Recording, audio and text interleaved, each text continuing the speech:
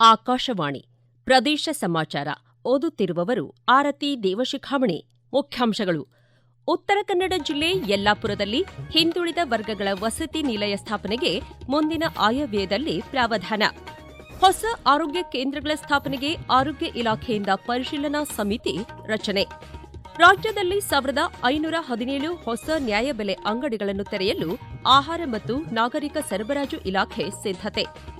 ನಗರ ಸ್ಥಳೀಯ ಸಂಸ್ಥೆಗಳಲ್ಲಿ ಪೌರ ಕಾರ್ಮಿಕರಿಗೆ ಸರ್ಕಾರದಿಂದಲೇ ವೇತನ ಪಾವತಿಸುವ ಬಗ್ಗೆ ಪೌರಾಡಳಿತ ಇಲಾಖೆ ಚಿಂತನೆ.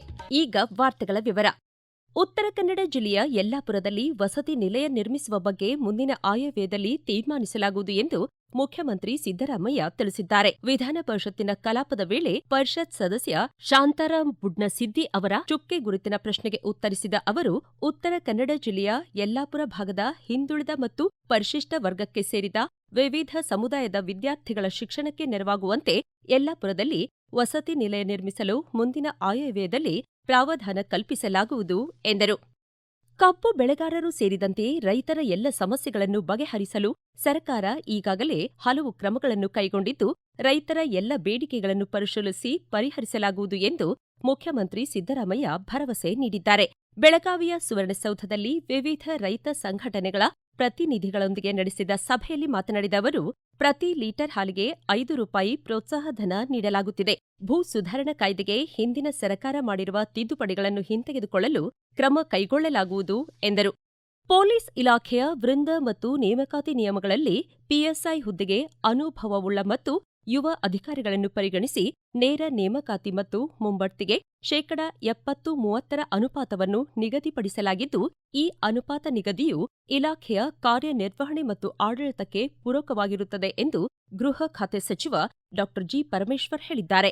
ವಿಧಾನ ಪರಿಷತ್ತಿನ ಪ್ರಶ್ನೋತ್ತರ ಕಲಾಪದ ವೇಳೆ ಸದಸ್ಯ ಡಿಟಿ ಶ್ರೀನಿವಾಸ್ ಅವರ ಪ್ರಶ್ನೆಗೆ ಪ್ರತಿಕ್ರಿಯಿಸಿದ ಸಚಿವರು, ಪೊಲೀಸ್ ಇಲಾಖೆಯಲ್ಲಿ ಪಿಎಸ್ಐ ಹುದ್ದೆಯು ಪ್ರಮುಖ ಹುದ್ದೆಯಾಗಿದ್ದು, ಸಂಬಂಧಪಟ್ಟ ಠಾಣಾ ವ್ಯಾಪ್ತಿಯ ಸಂಪೂರ್ಣ ಕಾನೂನು ಮತ್ತು ಸುವ್ಯವಸ್ಥೆಯ ನಿರ್ವಹಣೆ, ಅಪರಾಧ ತಡೆಗಟ್ಟುವಿಕೆ, ಅಪರಾಧ ಪ್ರಕರಣಗಳ ಪತ್ತೆ ಮತ್ತು ತನಿಖೆ, ಸಂಚಾರ ನಿರ್ವಹಣೆಯು ಇವರ ಮುಖ್ಯ ಕರ್ತವ್ಯವಾಗಿದೆ. ಈ ಕರ್ತವ್ಯಗಳನ್ನು ನಿರ್ವಹಿಸಲು ದೈಹಿಕವಾಗಿ ಮತ್ತು ಮಾನಸಿಕವಾಗಿ ಸುದೃಢರಾದ ಹಾಗೂ ತಾಂತ್ರಿಕ ನೈಪುಣ್ಯತೆಯುಳ್ಳ ಯುವ ಅಧಿಕಾರಿಗಳ ಅವಶ್ಯಕತೆ ಇದೆ.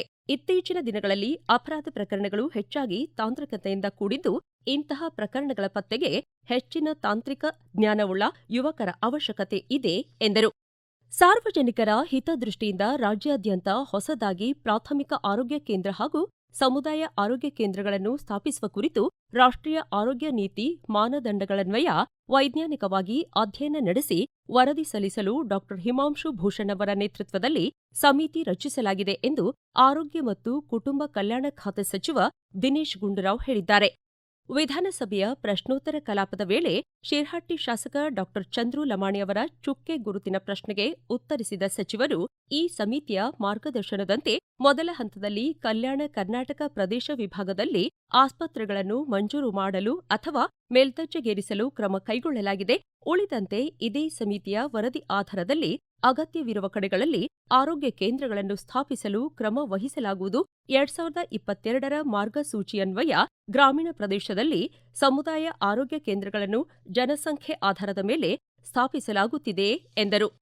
ರಾಜ್ಯದಲ್ಲಿ 1517 ಹೊಸ ನ್ಯಾಯಬೆಲೆ ಅಂಗಡಿಗಳನ್ನು ತೆರೆಯಲು ಕ್ರಮ ಕೈಗೊಳ್ಳಲಾಗುವುದು ಎಂದು ಆಹಾರ ಮತ್ತು ನಾಗರಿಕ ಸರಬರಾಜು ಖಾತೆ ಸಚಿವ ಕೆಎಚ್ ಮುನಿಯಪ್ಪ ತಿಳಿಸಿದ್ದಾರೆ.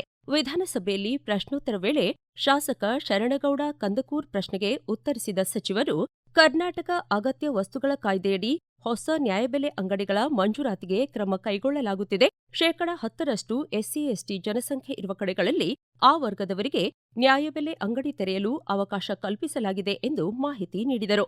ಸುವಿಧಾ ಕಾರ್ಯಕ್ರಮದಡಿ 75 ವರ್ಷ ಮೇಲ್ಪಟ್ಟ ಹಿರಿಯ ನಾಗರಿಕರಿಗೆ ನೇರವಾಗಿ ಪಡಿತರವನ್ನು ವಿತರಿಸಲು ಕ್ರಮ ಕೈಗೊಳ್ಳಲಾಗಿದೆ.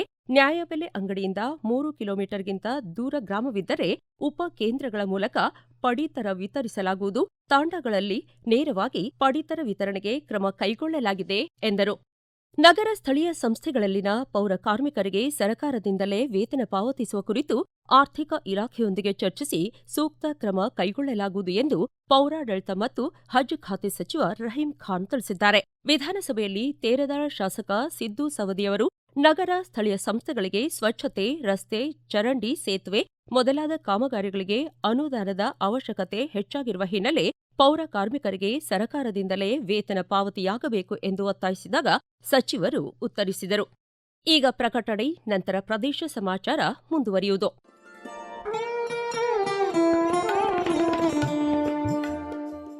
ಆಕಾಶವಾಣಿ ಸುದ್ದಿ ವಿಭಾಗದಿಂದ ಪ್ರದೇಶ ಸಮಾಚಾರವನ್ನು ಪ್ರತಿದಿನ ಬೆಳಿಗ್ಗೆ 7:05, ಮಧ್ಯಾಹ್ನ 12 ಮತ್ತು 2:30 ಹಾಗೂ ಸಂಜೆ 6:40ಕ್ಕೆ. ರಾಷ್ಟ್ರೀಯ ವಾರ್ತೆಗಳನ್ನು ಬೆಳಿಗ್ಗೆ 7:35, ಮಧ್ಯಾಹ್ನ 1:10 ಹಾಗೂ ಸಂಜೆ 7:35ಕ್ಕೆ ಪ್ರಸಾರ ಮಾಡಲಾಗುತ್ತದೆ. ಈ ಎಲ್ಲಾ ವಾರ್ತೆಗಳನ್ನು ನಮ್ಮ ಯೂಟ್ಯೂಬ್ ಖಾತೆ ಆಕಾಶವಾಣಿ ನ್ಯೂಸ್ ಕನ್ನಡ, ಫೇಸ್ಬುಕ್ ಖಾತೆ ಆಕಾಶವಾಣಿ ವಾರ್ತೆ ಕನ್ನಡ ಇದರಲ್ಲಿ ಆಲಿಸಬಹುದು. ನಿಖರ ಮತ್ತು ವಿಶ್ವಾಸಾರ್ಹ ಸುದ್ದಿಗಳಿಗಾಗಿ ಕೇಳಿ ಆಕಾಶವಾಣಿ ವಾರ್ತೆ.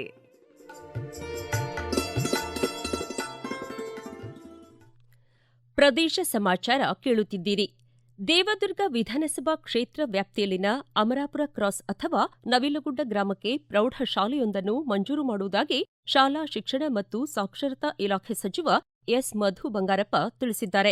ವಿಧಾನಸಭೆಯ ಪ್ರಶ್ನೋತ್ತರ ಕಲಾಪದ ವೇಳೆ ಶಾಸಕಿ ಕರಮ್ಮ ನಾಯಕ್ ಅವರ ಚುಕ್ಕೆ ಗುರುತಿನ ಪ್ರಶ್ನೆಗೆ ಉತ್ತರಿಸಿದ ಸಚಿವರು, ಅಮರಾಪುರ ಕ್ರಾಸ್ ಮತ್ತು ನವಿಲುಗುಡ್ಡ ಶಾಲೆಗಳ 5 ಕಿಲೋಮೀಟರ್ ವ್ಯಾಪ್ತಿಯಲ್ಲಿ ಯಾವುದೇ ಸರ್ಕಾರಿ ಅಥವಾ ಅನುದಾನಿತ ಪ್ರೌಢಶಾಲೆಗಳು ಇರದ ಹಿನ್ನೆಲೆ ಈ 2 ಶಾಲೆಗಳ ಪೈಕಿ ಒಂದನ್ನು ಪ್ರೌಢಶಾಲೆಯಾಗಿ ಉನ್ನತೀಕರಿಸಲು ಸರ್ಕಾರ ಮಂಜೂರಾತಿ ನೀಡಲಿದೆ.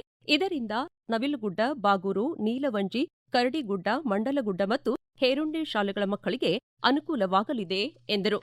ಕಾರ್ಮಿಕ ಇಲಾಖೆ ವತಿಯಿಂದ ವಿವಿಧ ವೃತ್ತಿಯಲ್ಲಿರುವ ರಾಜ್ಯದ ಕಾರ್ಮಿಕರಿಗೆ 7 ಲಕ್ಷ ಟೂಲ್ ಕಿಟ್ ವಿತರಿಸಲಾಗಿದೆ. ಕಾರ್ಮಿಕರಿಗೆ ಒಂದೇ ಬಾರಿ ಕಾರ್ಮಿಕ ಕಿಟ್ ಪಡೆಯಲು ನಿಯಮಗಳಲ್ಲಿ ಅವಕಾಶವಿದ್ದು, ಈ ನಿಯಮಕ್ಕೆ ಮಾರ್ಪಾಡು ತಂದು 5 ವರ್ಷಗಳ ಕಾಲಮಿತಿಯನ್ನು ನಿಗದಿಪಡಿಸಲು ಚಿಂತನೆ ನಡೆಸಲಾಗುತ್ತಿದೆ ಎಂದು ಕಾರ್ಮಿಕ ಖಾತೆ ಸಚಿವ ಸಂತೋಷ್ ಲಾಡ್ ಹೇಳಿದ್ದಾರೆ. ಬೆಳಗಾವಿಯ ಸುವರ್ಣ ವಿಧಾನಸೌಧದಲ್ಲಿ ನಡೆಯುತ್ತಿರುವ ಚಳಿಗಾಲದ ವಿಧಾನಮಂಡಲದ ಅಧಿವೇಶನದಲ್ಲಿ ಶಾಸಕ ಹರೀಶ್ ಪೂಂಜಾ ಅವರ ಗಮನ ಸೆಳೆಯುವ ಸೂಚನೆಗೆ ಅವರು ಉತ್ತರಿಸಿದರು. 13% ಕಾರ್ಮಿಕ ಮಹಿಳೆಯರು ಅಪೌಷ್ಟಿಕತೆಯಿಂದ ಬಳಲುತ್ತಿದ್ದಾರೆ ಎಂಬ ವರದಿ ಬಂದಿರುವ ಹಿನ್ನೆಲೆ ಸರ್ಕಾರ ಪೌಷ್ಟಿಕ ಆಹಾರದ ಕಿಟ್ಗಳನ್ನು ನೀಡಲು ಸಿದ್ಧತೆ ನಡೆಸಿದೆ. ವ್ಯಾಸಂಗ ಮಾಡುತ್ತಿರುವ ಕಾರ್ಮಿಕರ ಮಕ್ಕಳಿಗೆ ಈ ಹಿಂದೆ ಶಾಲಾ ಕಿಟ್ ನೀಡಲಾಗುತ್ತಿತ್ತು. ಇದರ ಬದಲಾಗಿ ವಿದ್ಯಾರ್ಥಿ ವೇತನ ನೀಡುತ್ತಿರುವುದಾಗಿ ಸಚಿವರು ತಿಳಿಸಿದರು.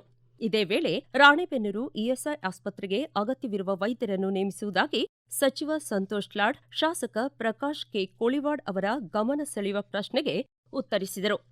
ರಾಜ್ಯದಲ್ಲಿ ನಿಖರವಾಗಿ ಕುಟುಂಬದ ಆದಾಯ ನಿರ್ಧರಿಸುವ ವ್ಯವಸ್ಥೆ ಇರದ ಹಿನ್ನೆಲೆ ಕೆಳ ಹಂತದ ಅಧಿಕಾರಿಗಳು ನೀಡುವ ಆದಾಯ ಪ್ರಮಾಣ ಪತ್ರಗಳಿಂದ ರಾಜ್ಯದ ಸಾಮಾಜಿಕ ಭದ್ರತಾ ಯೋಜನೆಗಳು ದುರ್ಬಳಕೆಯಾಗುತ್ತಿವೆ. ಸುಮಾರು 24,50,000 ಅಕ್ರಮ ಫಲಾನುಭವಿಗಳು ಈ ಯೋಜನೆಯ ಲಾಭ ಪಡೆಯುತ್ತಿದ್ದಾರೆ ಎಂದು ಕಂದಾಯ ಖಾತೆ ಸಚಿವ ಕೃಷ್ಣ ಬೈರೇಗೌಡ ಮಾಹಿತಿ ನೀಡಿದ್ದಾರೆ. ಚಳಿಗಾಲದ ವಿಧಾನಮಂಡಲದ ಅಧಿವೇಶನದಲ್ಲಿ ಶಾಸಕ ಡಾ ಭರತ್ ಶೆಟ್ಟಿವಾಯ್ ಅವರ ಗಮನ ಸೆಳೆಯುವ ಸೂಚನೆಗೆ ಉತ್ತರಿಸಿದ ಸಚಿವರು, ಅಕ್ರಮ ಫಲಾನುಭವಿಗಳ ಪರಿಶೀಲನೆ ಕಾರ್ಯ ಪ್ರಗತಿಯಲ್ಲಿದೆ. ಕೂಡಲೇ ಪತ್ತೆ ಹಚ್ಚಿ ಕಠಿಣ ಕ್ರಮ ಕೈಗೊಳ್ಳಲಾಗುವುದು ಎಂದು ತಿಳಿಸಿದರು. ನೈಋತ್ಯ ರೈಲ್ವೆ ಪ್ರಯಾಣಿಕರ ಅನುಕೂಲಕ್ಕಾಗಿ ಪ್ರಾಯೋಗಿಕ ಆಧಾರದ ಮೇಲೆ ಈ ತಿಂಗಳ 15ರಿಂದ ಬರುವ 2026 ಮಾರ್ಚ್ 14ರವರೆಗೆ 3 ತಿಂಗಳ ಅವಧಿಗೆ ದೇವನೂರು ನಿಲ್ದಾಣದಲ್ಲಿ KSR Bengaluru Hosapete KSR Bengaluru passenger ರೈಲುಗಳಿಗೆ 1 ನಿಮಿಷದ ತಾತ್ಕಾಲಿಕ ನಿಲುಗಡೆಯನ್ನು ಒದಗಿಸಲು ನಿರ್ಧರಿಸಿದೆ ಎಂದು ಮೈಸೂರು ರೈಲ್ವೆ ವಿಭಾಗೀಯ ಹಣಕಾಸು ವ್ಯವಸ್ಥಾಪಕ ಪೃಥ್ವಿ ಹುಲ್ಲತ್ತಿ ತಿಳಿಸಿದ್ದಾರೆ. ಕೊನೆಯಲ್ಲಿ ಮತ್ತೊಮ್ಮೆ ಮುಖ್ಯಾಂಶಗಳು. ಉತ್ತರ ಕನ್ನಡ ಜಿಲ್ಲೆ ಯಲ್ಲಾಪುರದಲ್ಲಿ ಹಿಂದುಳಿದ ವರ್ಗಗಳ ವಸತಿ ನಿಲಯ ಸ್ಥಾಪನೆಗೆ ಮುಂದಿನ ಆಯವ್ಯಯದಲ್ಲಿ ಪ್ರಾವಧಾನ.